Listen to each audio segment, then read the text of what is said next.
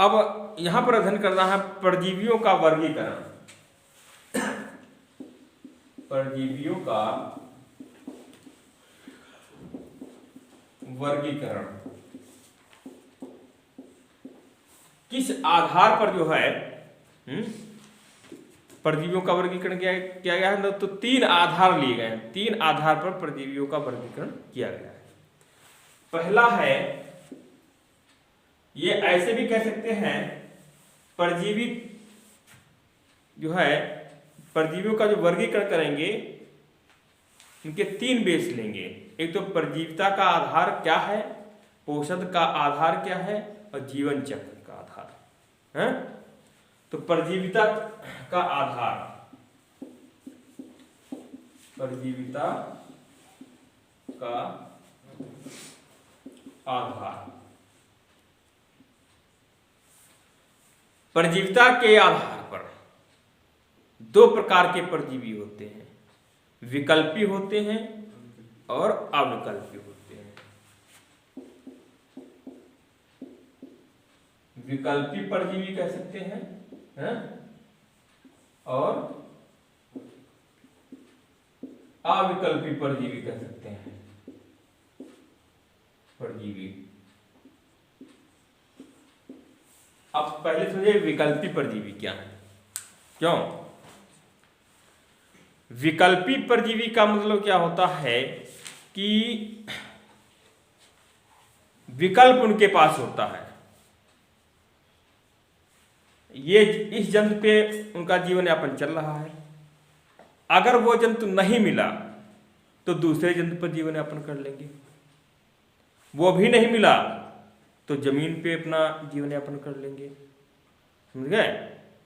लेकिन कुछ दिन के लिए करेंगे, लेकिन ये नहीं कि उनको मनुष्य ही परजीवी चाहिए, वो आतिथेय चाहिए, समझो। विकल्पी का मतलब होता है कि उनके लिए विकल्प खुले हुए हैं। वो भैंस के शरीर पे भी रह सकते हैं और कुत्ते के भी शरीर पे रह सकते हैं, बिल्ली के भी शरीर पे रह सकते हैं, समझ गए। तो ऐसे परजीवी को क्या कहा जाता है, विकल्पी परजीवी। अर्थात परजीवी तथा मुक्त जीवी दोनों की क्षमता इसमें होती है। परजीवी भी रह सकते हैं, मतलब दूसरे पे भी अपना जीवन यापन कर सकते हैं, और मुक्त मतलब फ्री भी रह सकते हैं। बात समझ गए। उनके लिए विकल्प खुला हुआ है, चाहे वो जंतु पर जीवन यापन करें और चाहे मुक्त फ्री लिविंग में रहें। ऐसे जंतुओं को क्या कहा जाता है, विकल्पी परजीवी। और अविकल्पी परजीवी का मतलब क्या होता है, इनमें केवल परजीवन ही पाया जाता है, अर्थात इनमें परजीवी ही जीवन रहता है। रहेंगे तो दूसरे के जंतु के शरीर पे ही रहेंगे और नहीं रहेंगे तो वो मर जाएंगे। बात समझे नहीं समझे। इनके पास कोई विकल्प नहीं होता, इसलिए इनको अविकल्पी कहा जाता है। वो रहेंगे तो किसी जंतु के शरीर में रहेंगे, अन्यथा वो मर जाएंगे, उनका जीवन फिर संभव नहीं है। क्लियर होगी बात। तो विकल्पी परजीवी भी हो सकते हैं, मुक्त जीवी भी, इनमें क्षमता मुक्त जीवी की भी रहती है। अविकल्पी परजीवी के पास मुक्त जीवन नहीं होता है, ये केवल दूसरे के शरीर में ही अपना जीवन यापन कर सकते हैं, अन्यथा नहीं करेंगे। दूसरा लिया गया है इसका पोषण का आधार। पोषण का आधार, पोषण के आधार पर देखिए 2 प्रकार के हो जाएंगे परजीवी। एक तो बाह्य परजीवी हो जाएगा और दूसरा अंतः परजीवी हो जाएगा।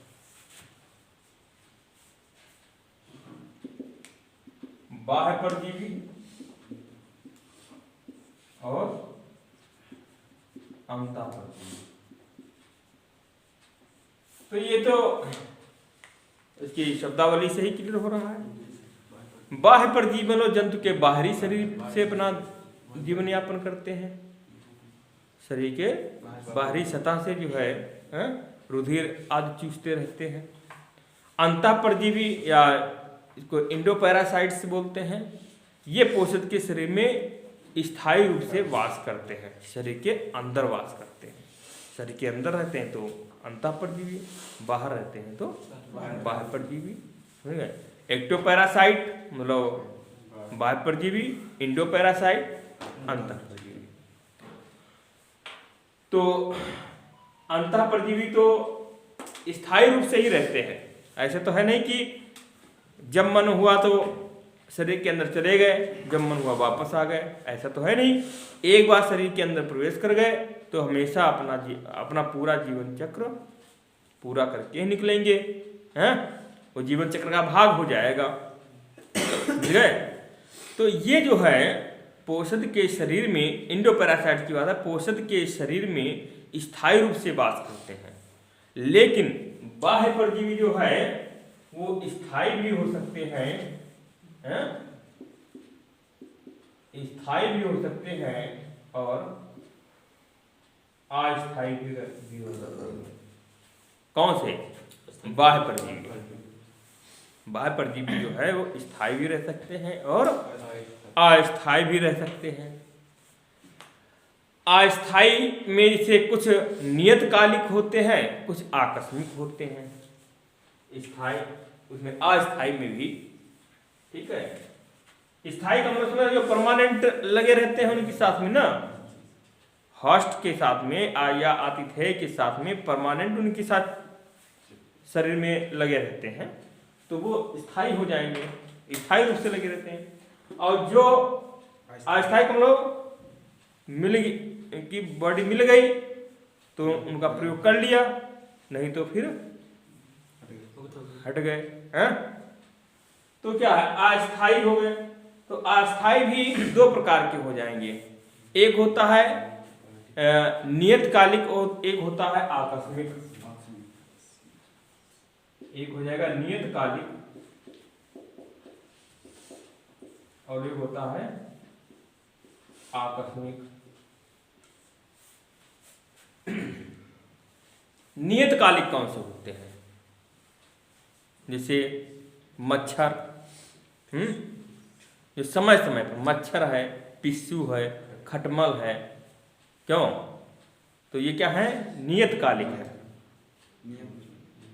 नियतकालिक समझ रहे हो? इनका एक निश्चित समय है, उसी समय जो है ये परजीवी के रूप में रहते हैं। जैसे मच्छर है, उनका एक समय रहता है ना कि कुछ समय के लिए आतिथेय का प्रयोग किया फिर छोड़ दिया, है? आकस्मिक का है कि कुछ अवसरों पर अचानक जो है जंतु से अपना भोजन ले लेते हैं।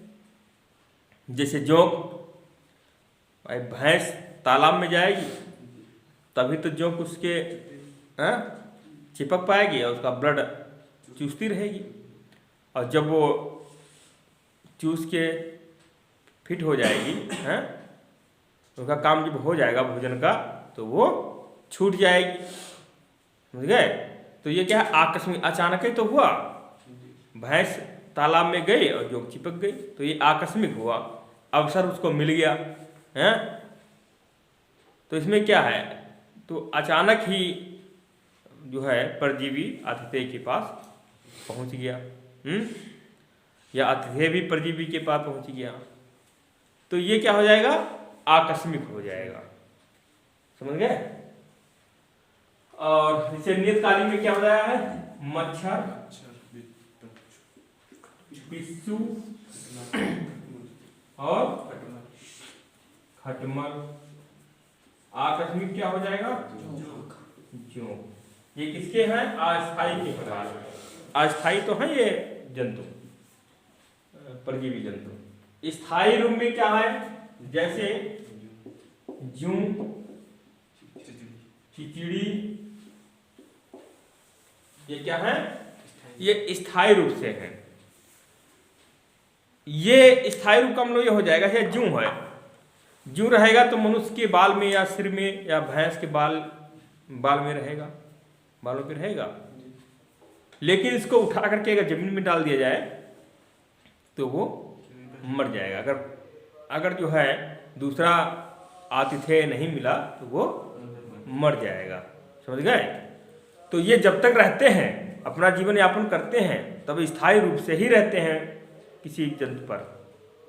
हाँ, अस्थायी नहीं, ऐसा नहीं कि ये आज यहाँ पे है तो कल दूसरे शरीर में है या परसों जमीन पे रेंग रहे हैं, इस तरीके से नहीं रहता। रहेगा तो परमानेंट परजीवी के रूप में आतिथ्य के साथ में ही रहेंगे। जैसे जूं है, चिचिड़ी है, ये इसके जो है उदाहरण हो जाएंगे। उसके बाद में तीसरा और है प्रकार। अच्छा, अभी अंतः परजीवी को भी आगे बांटा गया है। अंतः परजीवी का समझ रहे हो, मतलब जो शरीर के अंदर अपना जीवन यापन करते हैं। ये भी दो प्रकार के होते हैं, अंतःकोशिकी और अंतराकोशिकी। कितने प्रकार के हो जाएंगे?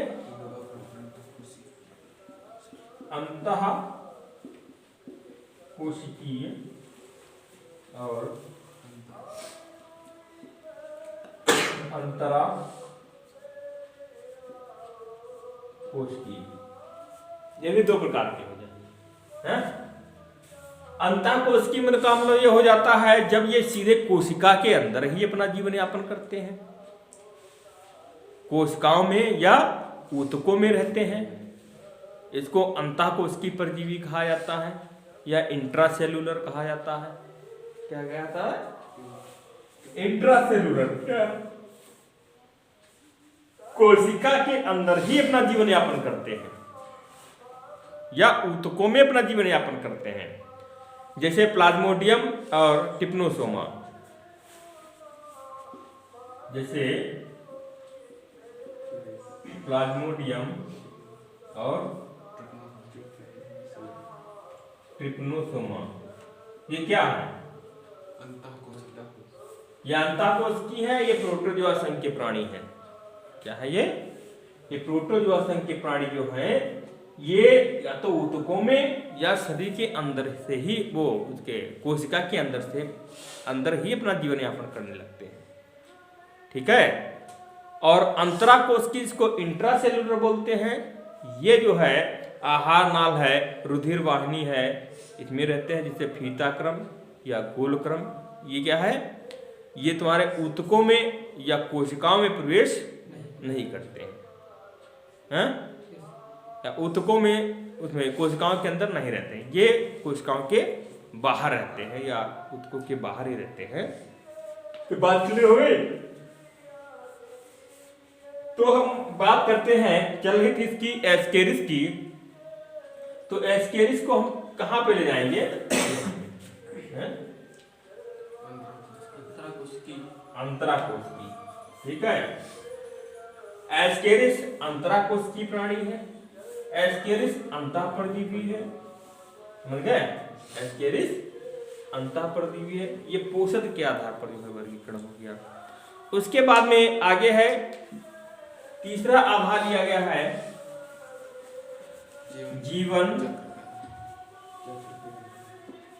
जीवन चक्र के आधार पर। जीवन चक्र के मतलब की लाइफ साइकिल के आधार पर एक पोषदी या द्विपोषदी अपना जीवन चक्र एक ही पोषद पर पूरा कर देते हैं, या अपने जीवन चक्र को पूरा करने के लिए दो पोषदों की आवश्यकता पड़ती है। तो एस्केरिस किस प्रकार का प्राणी है? एक पोषदी है। अपना जीवन यापन केवल मनुष्य की आंत्र में ही पूरा करता है। और द्विपोषदी कौन है? फीताक्रम। ठीक है। जैसे वो सुअर में भी कुछ जीवन अपना काटेगा और मनुष्य की आंत्र में काटेगा। समझ गए? जीवन चक्र इस प्रकार से दो जो है जंतुओं में पूरा करते हैं। तो ये जीवन चक्र के आधार पर ये वर्गीकरण हो गया। दो प्रकार के हो जाएंगे, एक पोषदीय और द्विपोषदीय। एक पोषदीय में कौन हो जाएगा? एस्केरिस, और द्विपोषदीय में फीताक्रम। तो इस प्रकार से जो है ये परजीवियों का वर्गीकरण समाप्त हुआ। ठीक है। परजीविता का पोषण पर प्रभाव क्या पड़ता है? तो परजीविता में तो बता ही चुके हैं, परजीविता में हमेशा पोषक जो होता है वो घाटे में रहता है, ठीक है, तो उसमें रोग उत्पन्न हो जाते हैं, कमजोरी आ जाती है। क्यों? जब ज्यादा अटैक हो जाता है परजीवी का तो परजीविता का रिजल्ट क्या निकलता है भाई? आतिथ्य मर जाता है, उसकी मृत्यु हो जाती है, होस्ट की मृत्यु हो जाती है, ठीक है। तो इस प्रकार से जो है ये हमेशा परजीविता का हमेशा पोषण पर नकारात्मक ही प्रभाव पड़ता है, ठीक है। तो इस प्रकार से जो है ये वर्गीकरण और उसका परजीवी का वर्गीकरण जो कंप्लीट हो गया, कितने प्रकार के वर्गीकरण वो कितने प्रकार के परजीवी पाए जाते हैं।